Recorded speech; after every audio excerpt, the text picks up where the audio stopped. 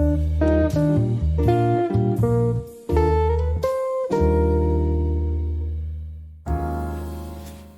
traders, kembali lagi di podcast seputar Forex. Podcast ini adalah lanjutan podcast sebelumnya berjudul Carut Marut Harga Emas Karena Corona. Masih dengan Pak Eri Tricahyo, pada kesempatan kali ini kita akan membahas strategi trading emas seperti apa yang sebaiknya dilakukan di tengah krisis Corona yang tak kunjung usai. Untuk Anda penggemar gold trading maupun yang sudah menjadi gold trader, jangan sampai kelewatan podcast ini ya. Untuk itu langsung saja kita simak yuk podcast mengenai emas berikut ini. Namun sebelumnya jangan lupa untuk like, komen, dan share channel ini ke seluruh sosial media yang kalian punya ya.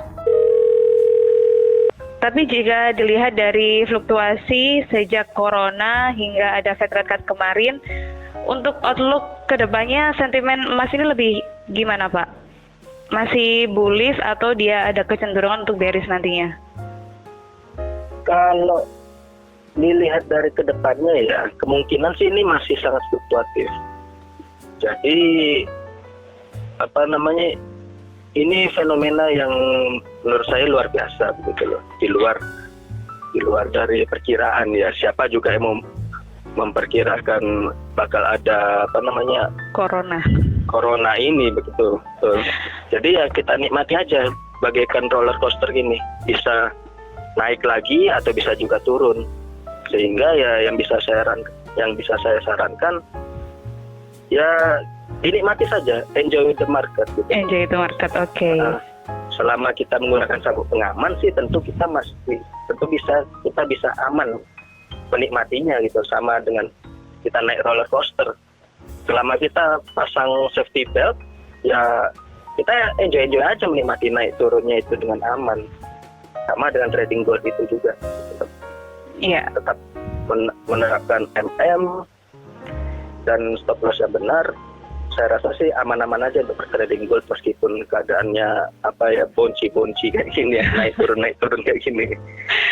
Jadi untuk kedepannya ini kita belum bisa memperkirakan ya Pak, dia ada kecenderungan untuk lebih naik atau bearish begitu ya? Masih fluktuatif sekali. Masih fluktuatif, betul. Masih fluktuatif, bisa naik secara tiba-tiba, bisa turun secara drastis juga, bisa saja. Jadi biasanya sih kalau menurut saya lebih ke waspada saja gitu. Soalnya dibilang bullish ya, secara teknikal masih bullish.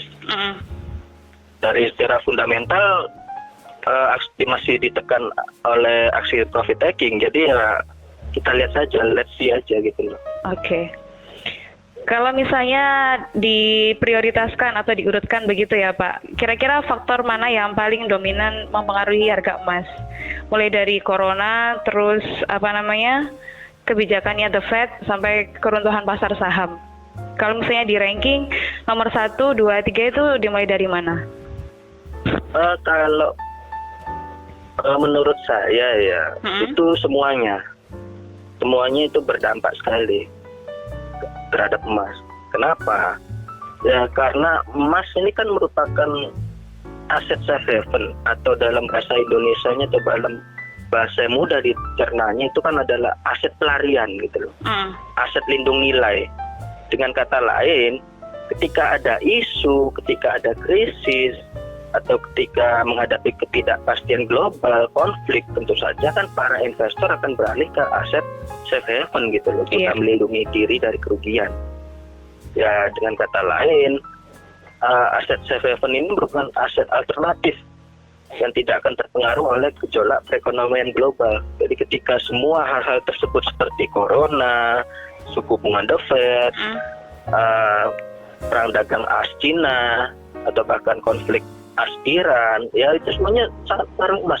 Jadi bisa jadi mempengaruhi naik turunnya emas, karena ya ketika para investor melihat hal tersebut tadi, tentu akan beralih ke aset safe haven sebagai aset alternatifnya gitu loh. Oke.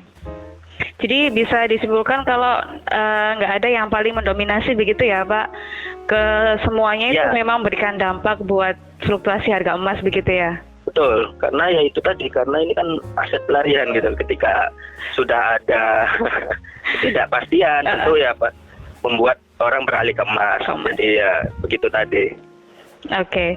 Nah, tadi kan saya sempat Pak Eri sempat menyarankan untuk trader kalau mau trading emas kan pakai sabuk pengaman, insya Allah aman, demikian ya. Tapi Ya, betul sekali. ada nggak strategi atau tips trading khusus dari Pak Erik biar orang-orang ini aman ketika mereka mau entry di gold? Strategi ya. Kalau Ya, dikasih kunci sedikit begitu, Pak. Kalau berbicara soal strategi sih, ya, saya kembalikan ke gaya trading masing-masing aja. Akan tetapi, karena kita kan ini lagi bicara khusus soal emas nih ya. Bertrading emas sebaiknya diimbangi dengan pengetahuan fundamental. Kalau saran saya sih itu. Karena sedikit banyak pengetahuan fundamental ini sangat membantu untuk bertrading emas. Soalnya kan berbeda dengan trading forex. Iya. Kalau trading forex kita kan bisa murni pure 100% untuk 100% trading teknikal, tanpa fundamental pun kita bisa untuk trading forex. Tapi kalau emas sedikit banyak ya harus diimbangi dengan pengetahuan fundamental. Karena yang kita tradingkan kan atau yang kita hadapi ini kan aset safe haven, aset yang dimana akan jadi opsi alternatif di saat terjadi gejolak perekonomian yang seperti sudah saya jelaskan tadi kan ya. Iya.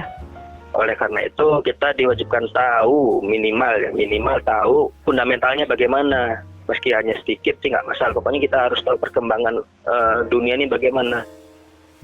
Ya kita update berita ekonomi aja lah, apa yang menyebabkan penggerak emas itu apa, dunia lagi apa sekarang.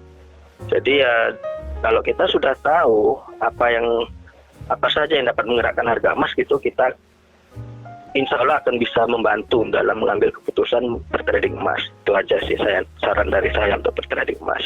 Oke. Ada lagi Pak, selain untuk kita lebih memahami soal fundamental? Selebihnya sih kembali ke teknikal kan, dan kalau teknikal saya rasa dan saya yakin ya masing-masing trader pasti punya gaya teknikal masing-masing dong. Oke. Cukup diimbangi dengan saja, sabuk pengaman itu tadi. Iya. Gitu loh. Nah, terus pertanyaan yang terakhir nih dari sisi Pak Erik selaku trader emas, adakah waktu-waktu khusus untuk trading emas saat ini? Waktu-waktu khusus ya. Kalau bicara soal waktu sih, menurut saya nggak ada aturan bakunya menurut saya gitu. Ya bebas aja lah mau trading emas itu, tergantung dari style dan strategi masing-masing seperti yang sudah saya jelaskan tadi. Cuman yang perlu saya tekankan di sini ya tetap gunakan sabuk pengaman. Terlebih lagi kan sekarang pasar emas nih fluktuasinya lagi tinggi banget. Betul. Bagaikan roller coaster, bisa naik dengan cepat, turun juga cepat banget gitu loh. Oleh karena itu ya supaya kita bisa menikmati pergerakan roller coaster ini dengan aman, supaya kita bisa secara safely dance with the market, tentu ya kita gunakan sabuk pengaman ya dong. Iya. Kita kan nggak mau gara-gara satu posisi yang kita lupa pakai sabuk pengamannya atau MM-nya, terus akhirnya membuat akun kita margin call atau bahkan stop out sekalipun, ya kan kita nggak mau dong. Jadi ya tetap kita harus utamakan money management, penetapan stop loss. Itu saran utama saya untuk semua trader dimanapun, karena ya money management dan stop loss itu kunci utama dalam kesuksesan trading. Meskipun kita jago analisa teknikal ya Kak, tapi kalau nggak pakai SL, apalagi tradingnya di gold yang fluktuasinya tinggi, tiba-tiba harga berbalik arah dengan cepat, apa yang nggak margin call tuh akun? Nggak ya ludes tuh dana di situ ya kan? Jangan dong ya, jangan sampai kayak gitu ya. Iya Pak. Jadi ya itu aja sih yang paling utama kalau menurut saya, itu aja. Karena kan nggak ada waktu khusus untuk trading emas pada saat-saat ini. Ya betul. Alangkah baiknya teman-teman trader itu menunggu keadaan normal atau ya mereka terjun saja di pasar yang ada saat ini? Kalau menyikapi hal ini ya tergantung dari jam terbang saja sih.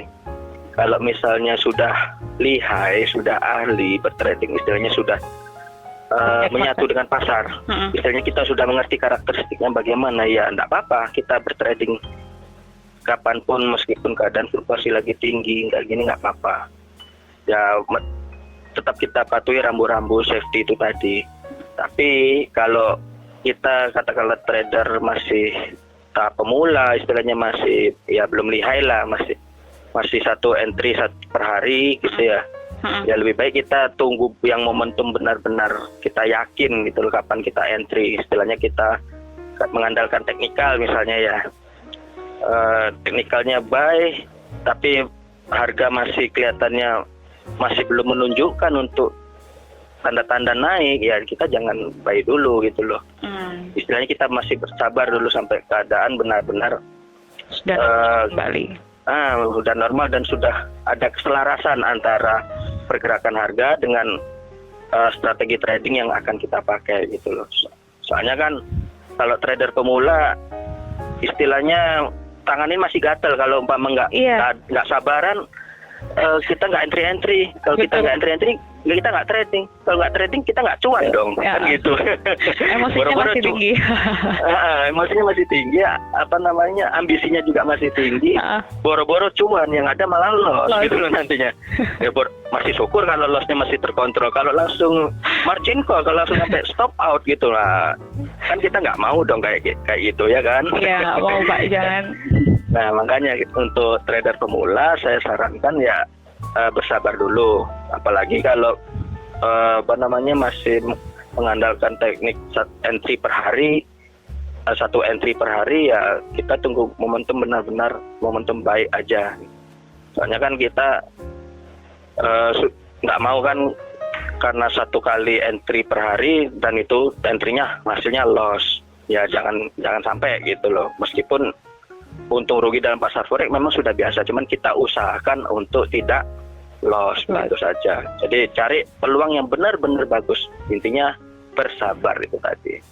Iya, oke.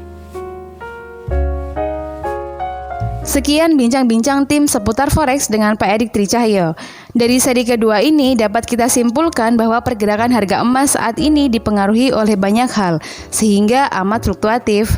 Namun kuncinya, gunakan sabuk pengaman dan percayalah pada sabuk pengaman Anda, yaitu money management dan stop loss. Pengetahuan fundamental juga diperlukan agar Anda tahu kondisi-kondisi terbaru yang mempengaruhi pergerakan pada emas.